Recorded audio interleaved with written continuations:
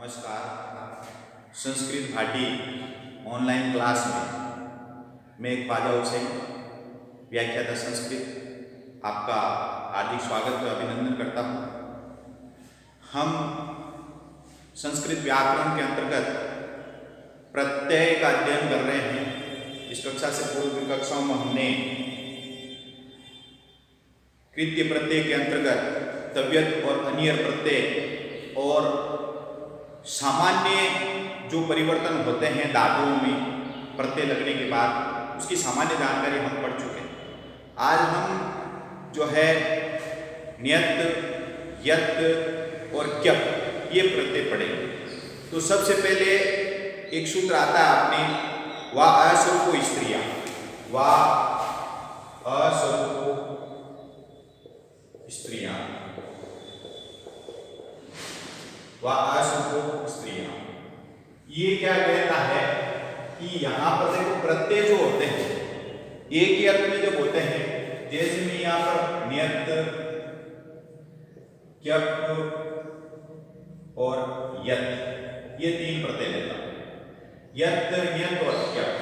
और साथ में मैं प्रत्यय लेता हूं तव्यत और अनियर।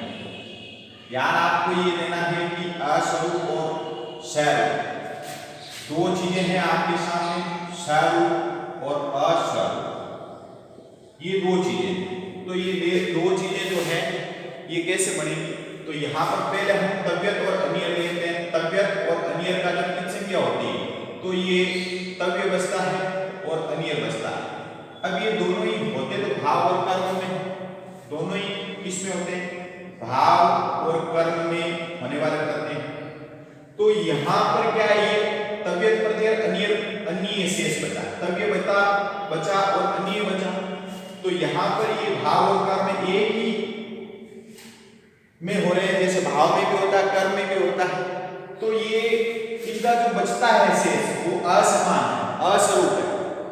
अब ये जैसे यत, नियत और क्यप, अब ये असरूप जो है ये एक धातु से हो सकते हैं। पहली चीज आपको सुनिए कि एक ही धातु से हो सकते हैं, लेकिन जब सेम यत, नियत और क्यप इनका जब लोप करते हैं, इनका जब लोप किया जाता है तो यत का भी ये बचता है, ये नियत का भी ये बचता है और क्यप का भी ये बचता है। ध्यान देने योग्य ये तीनों में ये बचा। अब समान रूप है, ये होते भाव और कर्म में है, लेकिन जब समान रूप को बच रहा है तो कौन सा प्रत्यय हम लगाएं?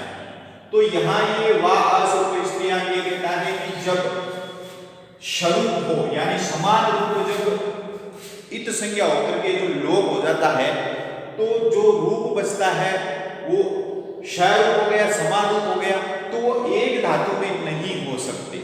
जैसे लिख धातु है, लिख धातु है तो यहां पर ये तीनों प्रत्यय हम नहीं कर सकते क्योंकि इनके नियम सबके अलग अलग होंगे। जैसे ये लिख में यत हो सकता है लेकिन नियत नहीं होगा और क्यप नहीं होगा। तो कहने का आशय ये कि ये जो सूत्र है वा असर्वो स्त्रियां, स्त्री प्रत्ययों में ये नियम लागू नहीं होता है, सेम हो तो भी चल जाता है।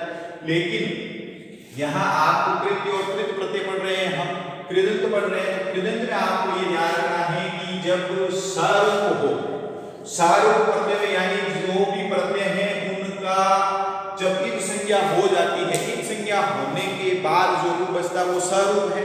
अब जो सरूप है तो वो एक धातु से नहीं हो सकता, अलग अलग धातु में होंगे। तो यहाँ पर ये आपके समझ में आ गया होगा कि ये असरूप जो है वो स्वरूप और असरूप, यहाँ पर असरूप है ये क्योंकि यहाँ पर ये भाव और कर्म में एक धातु से हो सकते हैं। जैसे एक धातु से कैसे हो सकते हैं? जैसे लिख है, लिख से हम प्रत्यय कर रहे हैं तो लेखी तव्यत प्रत्यय किया।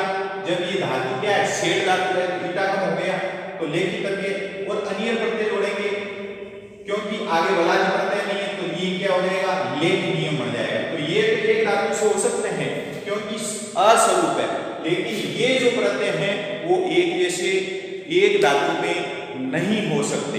तो इसलिए इनके अलग अलग नियम लगते हैं, अलग अलग नियमों को पढ़ेंगे। वा असर्वो स्त्रियां यानी जो प्रत्यय होते हैं उनकी जब इत संज्ञा होकर के जो लोप हो जाता है विकीर्ण, उनके बाद जो रूप बचता है यदि वो समान रूप बचता है तो वो सहरूप कहलाते हैं, और समान रूप जब नहीं बचता है तो असरूप कहलाते हैं। तो समान रूप जो है सरूप प्रत्यय वो एक धातु से नहीं हो सकते, और असरूप है वो एक धातु से हो सकते हैं। और ये जो नियम है असरूप स्वरूप वाला वो स्त्रीलिंग स्त्री प्रत्यय जो है वहां पर लागू नहीं होता, वो स्वरूप है तो भी वहां पर अपना प्रत्यय जो है लग जाएगा। तो अब हम इस प्रत्यय के अंतर्गत स्वरूप प्रत्यय के अंतर्गत यत् प्रत्यय, कौन सा प्रत्यय पढ़ते हैं? यत्।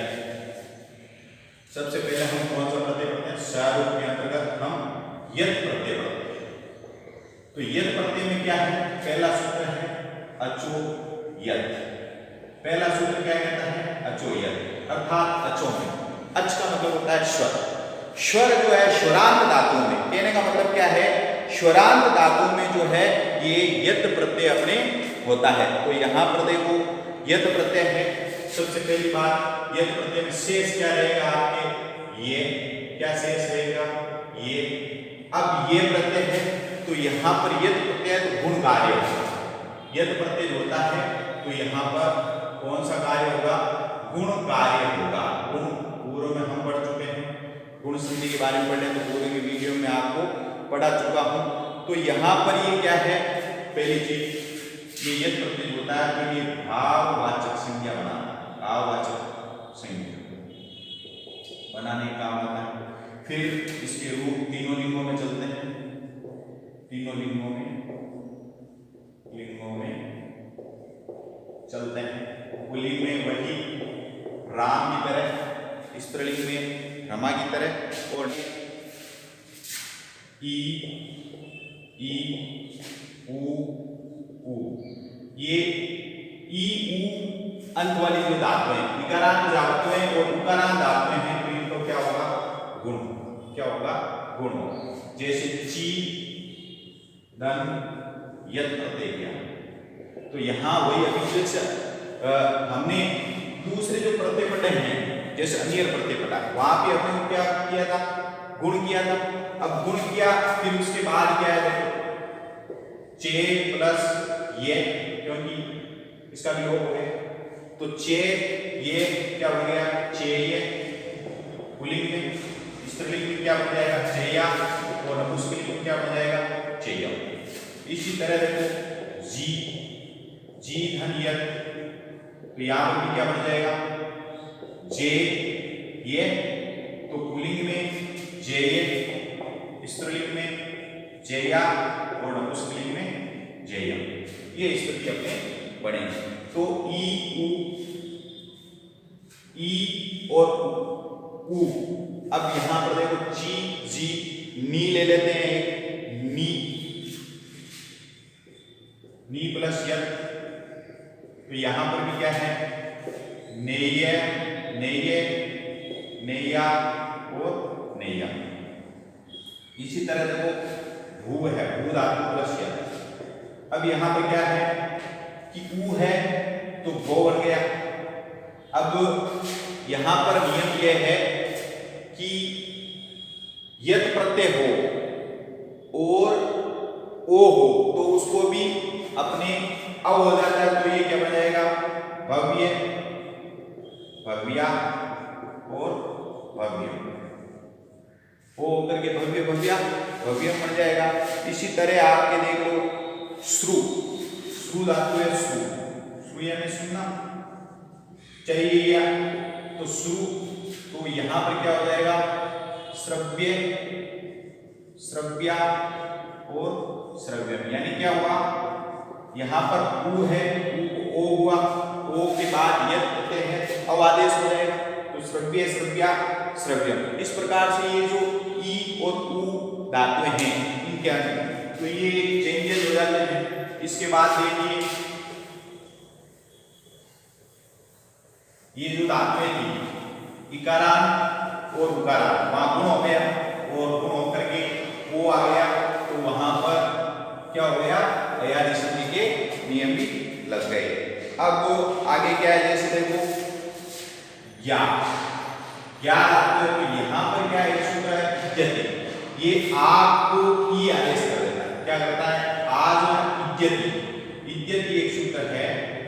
इद्यति। ये क्या करता है, जो आ है उसको ई आदेश करता है। क्या आदेश करता है, आ को ई आदेश करता है। तो वह आ को ई आदेश होने के बाद गुण होगा तो वो क्या बनेगा, ए। पहले तो ज्ञा, जैसे आकारांत जो धातुएं हैं, आकारांत धातुएं जो है उनमें क्या है, आ को ई में बदल दिया जाता है। आ जो है उसको पहले ई में बदलते हैं, ई का गुण होकर के ए बनता है। तो यहां देखिए ज्ञा धन यत, ज्ञा धन यत। तो ज्ञा में जो आ है पहले तो ये ई हुआ, गी प्लस यत पड़ गया, इसका भी योग हो गया। तो गी अब गुण किया तो यहां पे क्या हो जाएगा, गेय, गेया और गेयम, ये रूप बन जाएगा। इसी तरह पा धन यत, तो यहां पर भी इद्यति से आ जो है उसको ई आदेश हुआ, पी बना और सीधा ही पी का गुण होकर के क्या बन गया, पेयम। या पुल्लिंग में अपन कर सकते हैं पेय, पेया और पेयम। इस प्रकार से ये जो है आकारांत जो धातुएं हैं उनमें ये हो गया। अब जैसे देखो स्था धातु है, स्था धनियत, आ को ई हुआ, स्थिति बना और गुण होकर के क्या बन गया, स्थेयम, स्थेय, स्थेया और स्थेयम। ये रूप अपने इसमें बन गए। इसी तरह आपके और जो धातु हैं जैसे ग्लई धातु, अब वो भी क्या है, ग्लई धातु का पहले भी हम पढ़ चुके हैं। ग्लई का आदेश उद्देश्य असिद्धि से क्या हो जाता है, आदेश हो जाता है आ, तो ये ग्ला बन गया।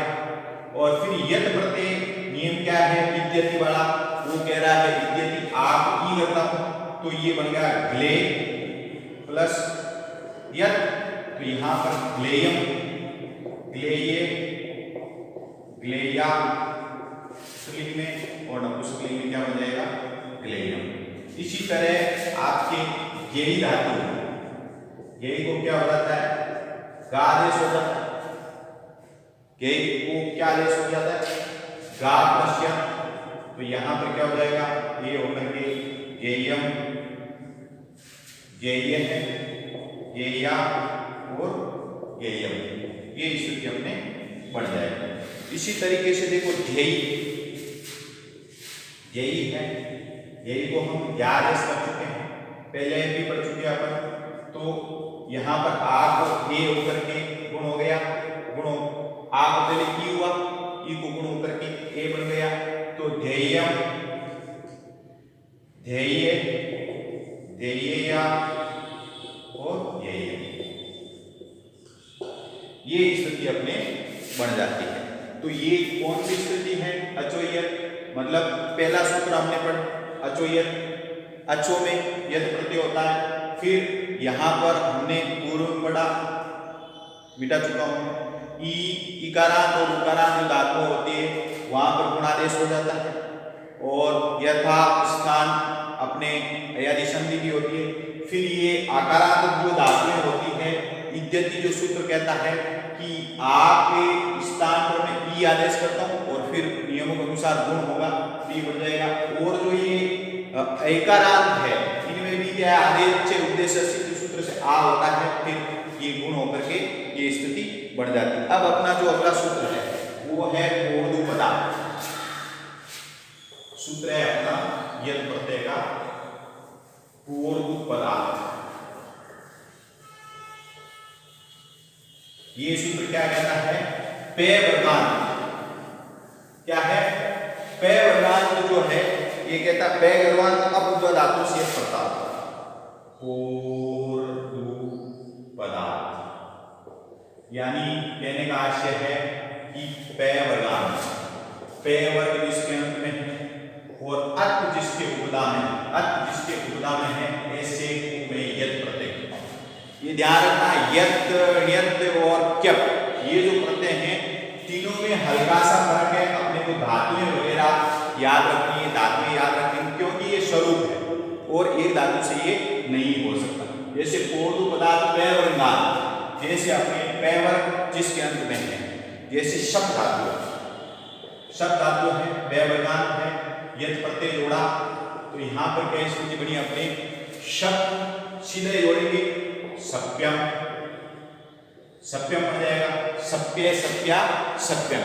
इसी तरह अपने वप धातु है, वप धातु में यत् प्रत्यय जोड़ा तो यहाँ भी क्या हो गया, वप्य, वप्या और वप्या।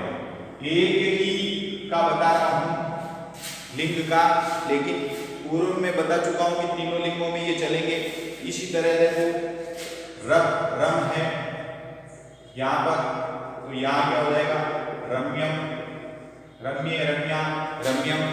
लब, लब धातु है तो यहाँ पर भी क्या हो जाएगा, लभ्य,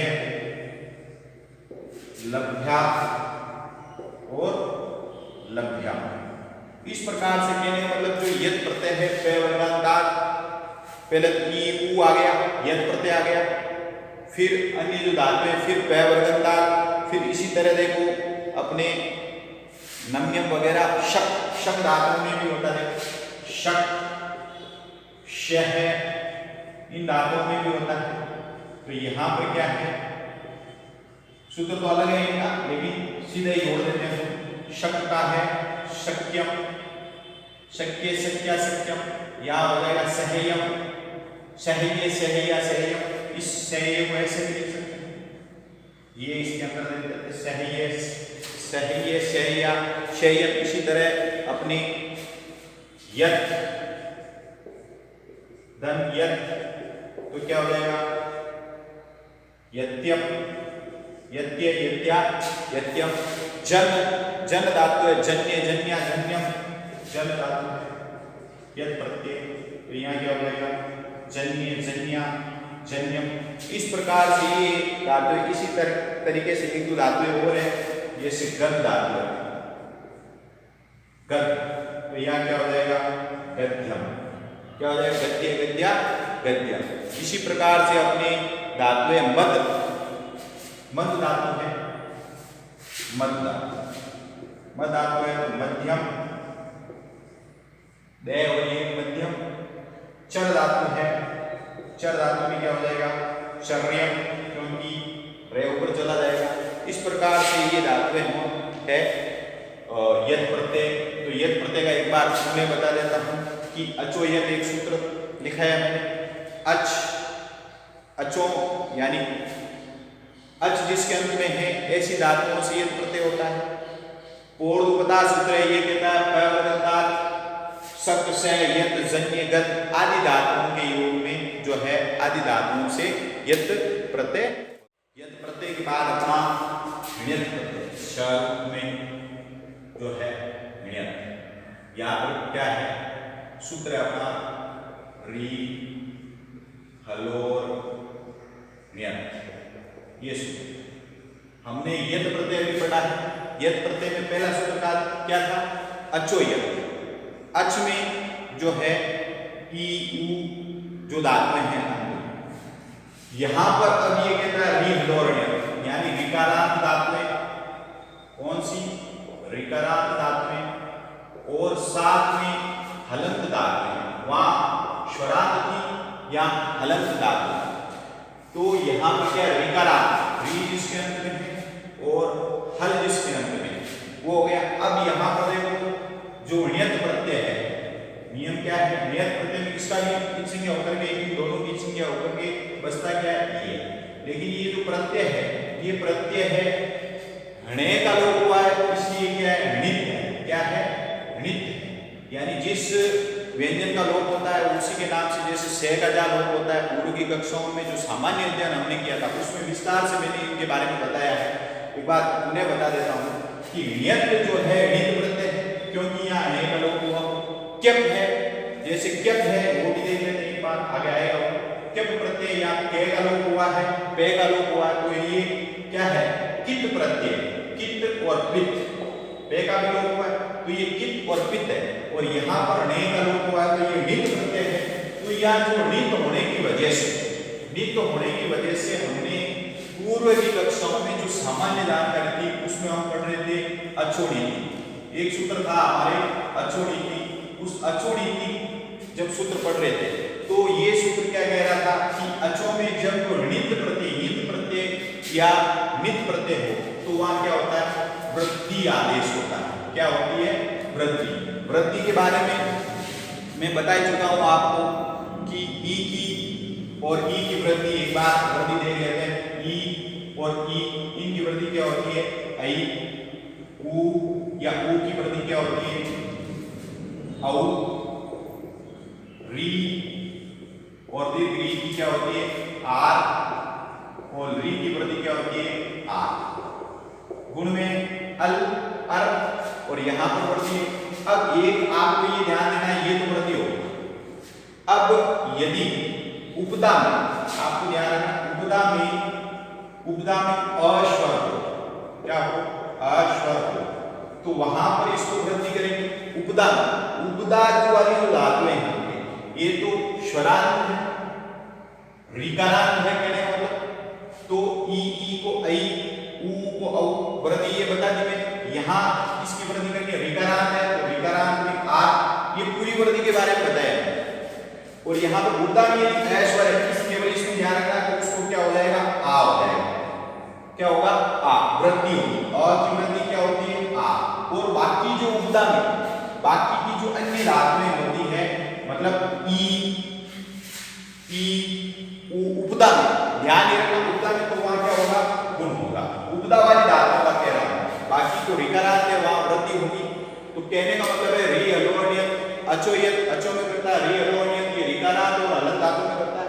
ण्यत प्रत्यय का ये शेष रहता है, लेकिन ये नित है, इसलिए अचोनिति जो सूत्र है वो क्या करता है? वृद्धि करता है।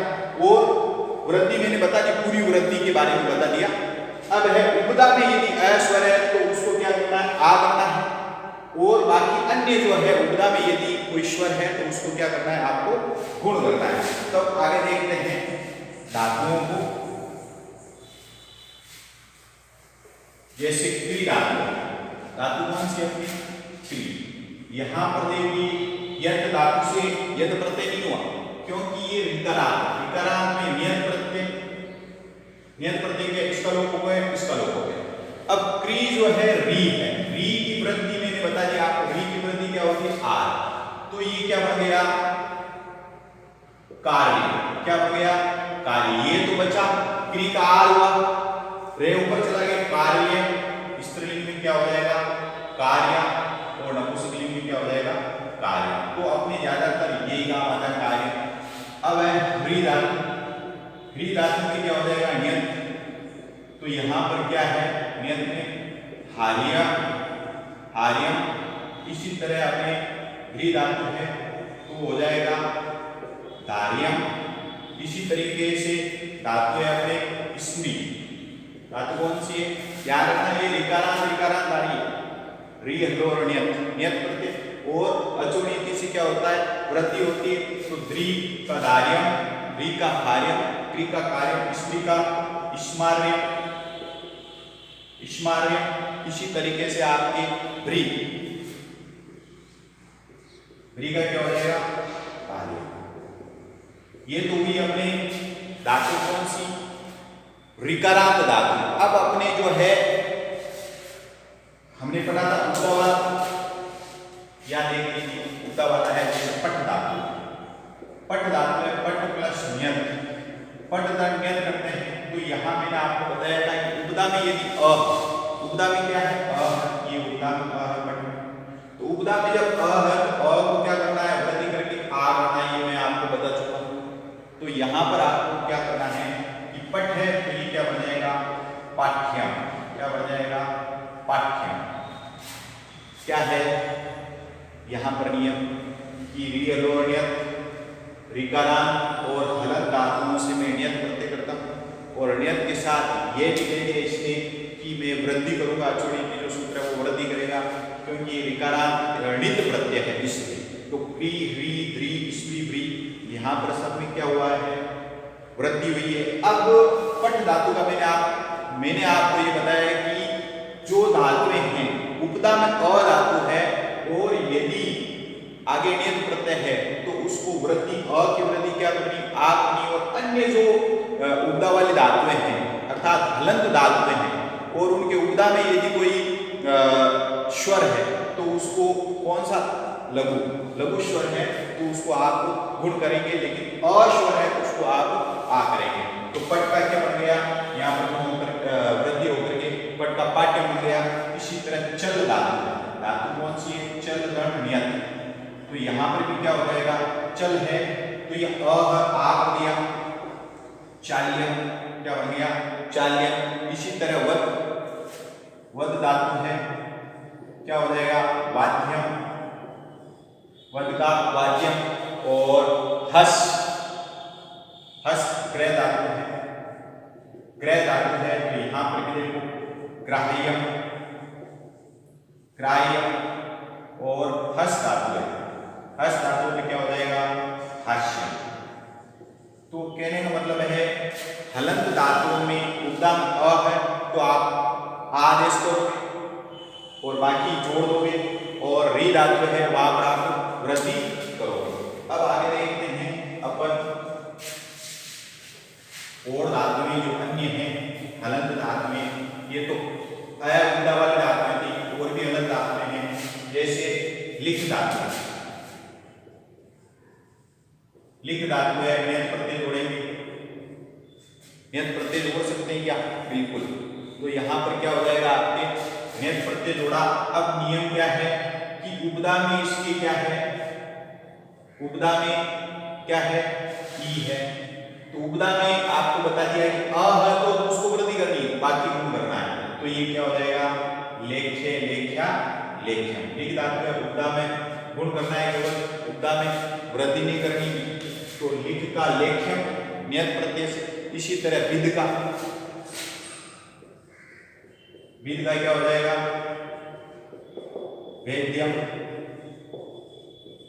इसी तरीके से अपने क्रुद्ध, क्रुद्ध का क्रोध्यम। ये धातुएं अपने हो जाएगी। इसी तरह देखो एक सूत्र है चलो खूब गिणनीयतु, चलो खूब गिणनीयतु। ये क्या करता है?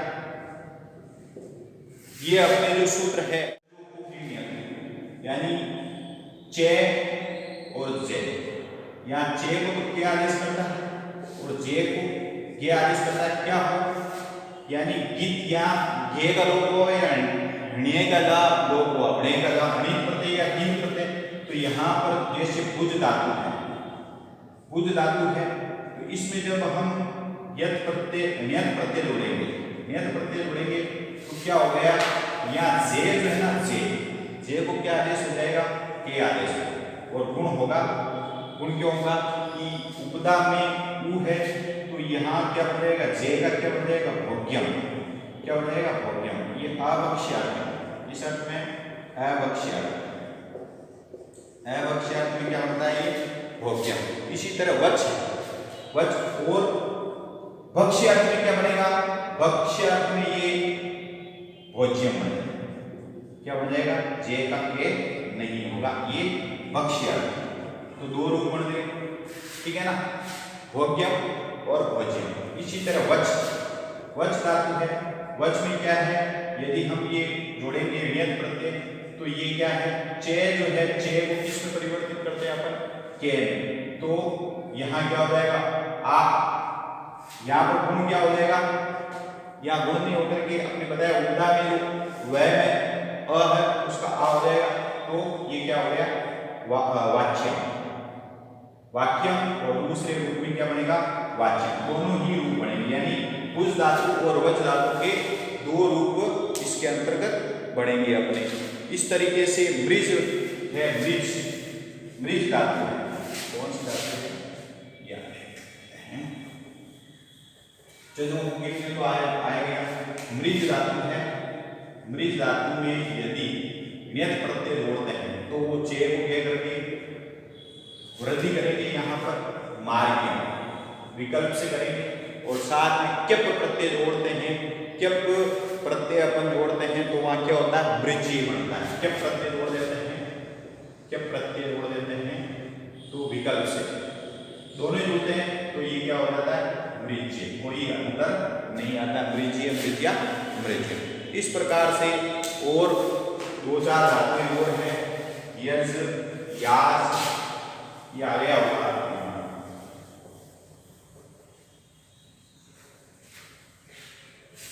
चार धातुएं और है। कौन कौन सी है? देखिए, यज, याच, प्रवच। यज, याच, प्रवच और दो धातुएं और है आपके रिच और त्यज। रिच और त्यज। यहां भी जो है अपने ण्यत प्रत्यय जोड़ेंगे। याज्यम क्या हो जाएगा? याज्यम, याच्यम, प्रवाच्यम और अच्छम बन जाएगा प्रत्याच्यम। ये स्थिति अपने नियत प्रत्यय में बन जाएगी। तो इस प्रकार से अपना यत प्रत्यय और ण्यत प्रत्यय पूरा हुआ। स्वरूप प्रत्यय के अंतर्गत अब हम क्यप प्रत्यय पढ़ेंगे। कौन सा प्रत्यय पढ़ेंगे? क्यप। तो यहाँ पर देखो के कित से होता है, पे कित से होता है, अर्थात कित और पित दोनों है। अब कित जो है, यहाँ आपको ध्यान ये देना है कि जो स्वरूप प्रत्यय है, मैं आपको पूर्व बता चुका हूँ, अस्वरूप और स्वरूप। तो ण्यत, यत और क्यप ये तीनों प्रत्यय क्या है? स्वरूप प्रत्यय है। स्वरूप प्रत्यय जो होते हैं एक धातु से नहीं हो सकते, ये मैं आपको पूर्व में बता चुका हूँ। तो यहाँ पर देखो क्यप प्रत्यय है। क्यप में क्या है? के का और पे की के होकर के लोप होता है, तो ये कित हो गया। के का लोप हुआ, कित और कित दोनों है। तो जब कित प्रत्यय होता है, कित होता है तो गुण और वृद्धि का निषेध हो जाता है। बहुत बड़ी बात ध्यान रखनी है आपको। कित प्रत्यय यानी कित प्रत्यय जैसे तीन प्रत्यय है, तौतु प्रत्यय है, तय प्रत्यय है, ये जो प्रत्यय है कित प्रत्यय है। तो कित प्रत्यय तो यहाँ गुण और वृद्धि नहीं होगी, तो आसानी होगी समझने में, कोई समस्या नहीं। और केवल इसका क्या बचेगा? ये शेष बचता है, सीधे जोड़ना है। कुछ प्रमुख धातुओं में जुड़ता है, क्योंकि हमने अचोयत पढ़ा, वो शोरांत में जुड़ता है। फिर हमने ण्यत पढ़ा, वो रियल और ण्यत रिकारांत धातु हलंत धातु में जुड़ता है। अब ये क्यप है, ये कित है, तो यहाँ इसमें गुण और वृद्धि नहीं होती। अब जो धातुएं बची है, तो एक सूत्र है एति, स्तु, सास, व्री, व्री, जुस और क्या?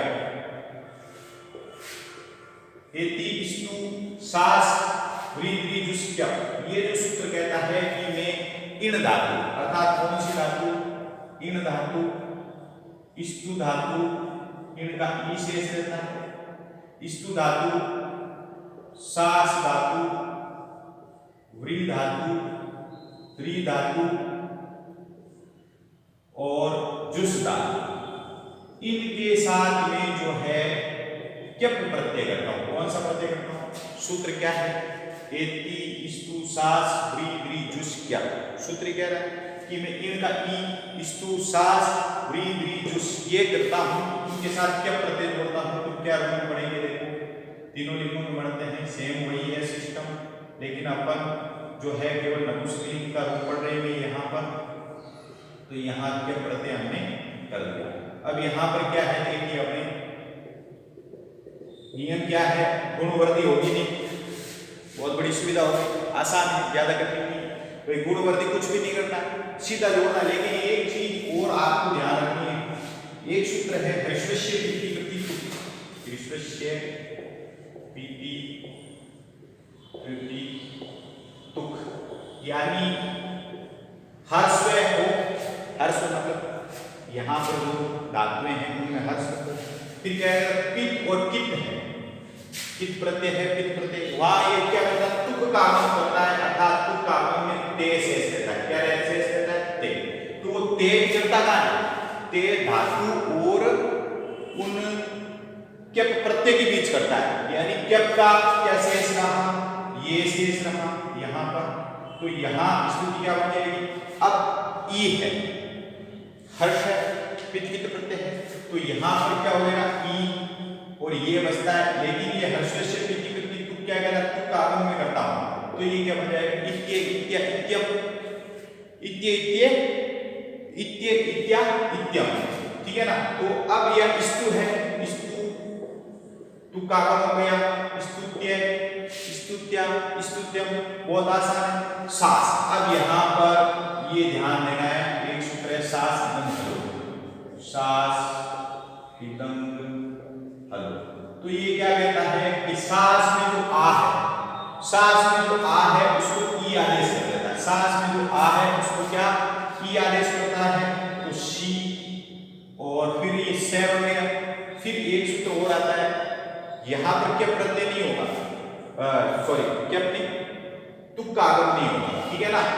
फिर एक सूत्र है ससी वसी गसीना, ये क्या करता है, जो शय है इस शय को मूर्धन्य शय में परिवर्तित कर देते हैं। तो ये स्थिति क्या बन जाएगी, शिष्य, और व्री धातु है तो वृत्य, द्रि धातु है तो द्वितीय, और जुस धातु है तो सीधे जोड़ दिया हमने जुस्य।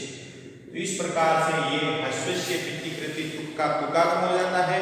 और इसके साथ भी अपने एति स्तु सास जिस क्यप यानी इन धातु, स्तु धातु, सास धातु, व्री धातु, द्रि धातु और जुस धातु में क्या प्रत्यय करता है, और क्यप का ये शेष रहता है, क्योंकि ये कित प्रत्यय होने की वजह से दो काम होंगे, एक गुण और वृद्धि नहीं होगी। समझा, खत्म, ज्यादा ध्यान रखने की आवश्यकता नहीं। और हस्वस्य पित्तिकृति तुक है वो तुक का आगम करेगा। तो ये जो क्यप प्रत्यय इसमें से ज्यादातर 5-6 धातु ही है, इन 5-6 धातु में से ही पूछ लिया जाता है। ज्यादातर ये सास धातु का पूछते हैं, क्योंकि यहाँ पर सास धातु में सास इदं सूत्र से आ को ई आदेश होकर के, और से जो है उसको मूर्धन्य सकार में कर देते हैं, तो दंत सकार को मूर्धन्य सकार में परिवर्तित कर देते हैं। तो यहाँ पर ये शिष्य रूप अपना बन जाता है। इस प्रकार से ये क्यप प्रत्यय जो है पूरा हुआ। कहने का आशय जो अपने 3 प्रत्यय थे, अपने को ध्यान ये रखना है, ये जो तीनों प्रत्यय थे सरूप प्रत्यय, सरूप जो प्रत्यय थे उनका विशेष ध्यान रखना है। जैसे हमने पढ़ा कौन सा, एक तो यत पढ़ा, एक ण्यत पढ़ा, और तीसरा ये क्यप पढ़ा। तो इन तीनों में बसता तो यह ही है, सरूप प्रत्यय है, लेकिन इन सब के अपने अपने नियम हैं। अचोयत ये सरूप प्रत्यय होने की वजह से एक धातु में नहीं हो सकते, एक धातु में नहीं होंगे, तो ये अचोयत पै वर्गंताद यानी श्वरात जो धातु है उनमें जुड़ता है, पे वर्ग इसके अंत में उनमें जुड़ता है, शक शय आदि धातु में जुड़ता है। अब ये नियत प्रत्यय है, इसमें गुण होता है, इसमें नियत प्रत्यय में वृद्धि होती है, और ये ऋकारांत और हलंत धातु में जुड़ता है। और क्यप प्रत्यय का आपको बता दिया, इति स्तु सास व्री द्रि जुस कप क्यप यानी इन धातुओं में ये क्यप प्रत्यय जुड़ता है। तो कहीं भी आपस में टकराव नहीं होती है, क्योंकि ये स्वरूप प्रत्यय है, सबके अपने अपने नियम हैं। तो इस जो ये जो कक्षा है इसमें आपको आनंद आया होगा। मेरे इस चैनल को आप लाइक करें, सब्सक्राइब करें और शेयर करें। अगली कक्षा में हम अगले प्रत्ययों के बारे में पढ़ेंगे। तब तक के लिए धन्यवाद। जय हिंद।